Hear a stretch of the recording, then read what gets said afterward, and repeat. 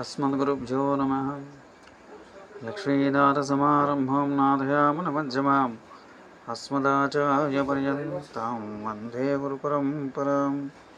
वसुदेवसुतं देवं कंसचानूरमर्दनं देवकी परमानन्दं कृष्णं वन्दे जगद्गुरुम्।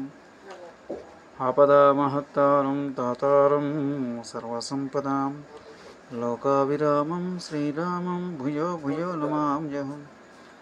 रामाय रामभद्राय रामचन्द्राय वेदसे रघुनाथाय नाथाय सीताय पतये नमः।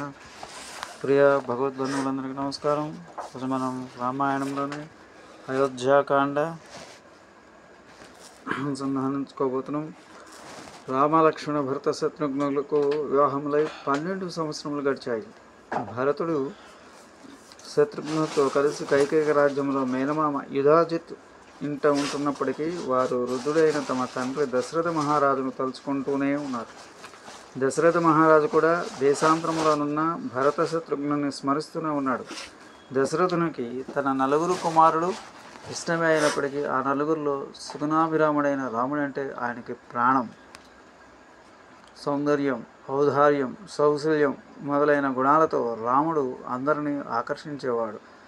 రాముడు వేదములు నేర్చుకున్నాడు, ధనుర్విద్యలో ఆరితేరాడు. అతడు ఎల్లప్పుడూ ప్రజల శ్రేయస్సును కోరుతుండేవాడు. సకల జీవులపై దయతో ఉండేవాడు. పరాక్రమంలో ఎదురు లేకుండా ఉండేవాడు. అటువంటి సుగుణ సంపత్తి కలిగిన రాముణ్ణి ఎప్పుడు యువరాజుగా పట్టాభిషేకం చేద్దామా అని దశరథుడు ఆలోచిస్తూ ఉన్నాడు. తాను వృద్ధుడయ్యాడు. అందువల్ల ఎంత త్వరగా రామునికి పట్టాభిషేకం చేస్తే అంత మంచిది అని భావించాడు.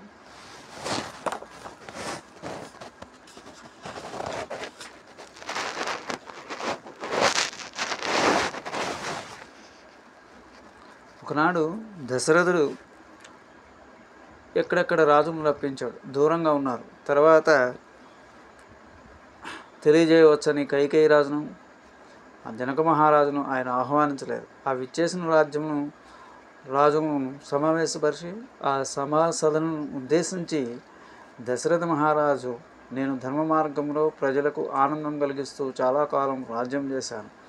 ఇక వృద్ధాప్యం వల్ల విశ్రాంతికి ఇష్టపడుతున్నాను. అందువల్ల నా కుమారుడైన పరాక్రమవంతుడైన రాముణ్ణి యువరాజుగా చేయదలుచుకున్నాను. అందుకు మీ అందరి సమ్మతి కోరుతున్నానని తెలియజేశాడు. వెంటనే సభలో రాజులందరూ ఆనందోత్సాహాలతో రాముని యువరాజుగా పట్టాభిషేకం చేయటానికి తమ అంగీకారాన్ని తెలియజేశారు. దశరథ మహారాజు ఎంతో సంతోషించి తమ పురోహితులైన వశిష్ఠ వామదేవుని పిలిచి, అయ్యా, చెట్లు చిగుర్చి పూలు పూసి ఈ చైత్రమాసం మనోహరంగా ఉంది.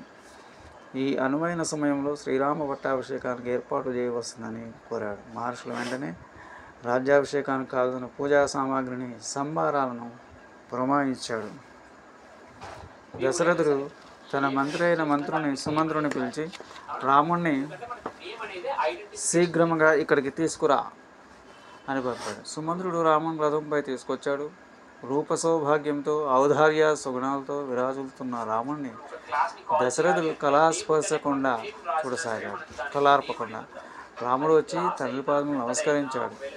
దశరథుడు రాముణ్ణి కౌగిలించుకున్నాడు.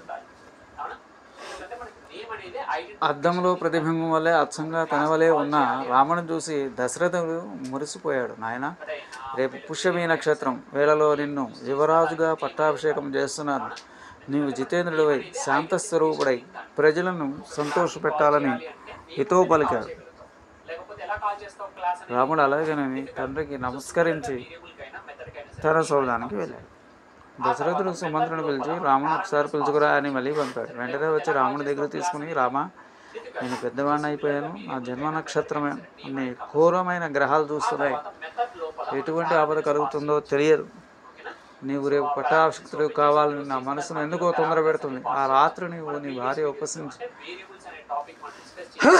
ఉపవసించి దర్భలపైననే నిద్రించండి. నీ రక్షణ విషయంలో జాగ్రత్తగా భరతుడు కేకేయ దేశం నుంచి వచ్చే లోపలనే ఈ శుభకార్యం జరిగితే బాగుండనిపిస్తుంది. భరతుడు చాలా ఉత్తముడే. అయినా ఎవరికి ఎప్పుడు ఏ బుద్ధి పుడుతుందో చెప్పలేం. వెళ్ళిరా నాయన అని పలికాడు. స్వస్తి. జై శ్రీరామ్.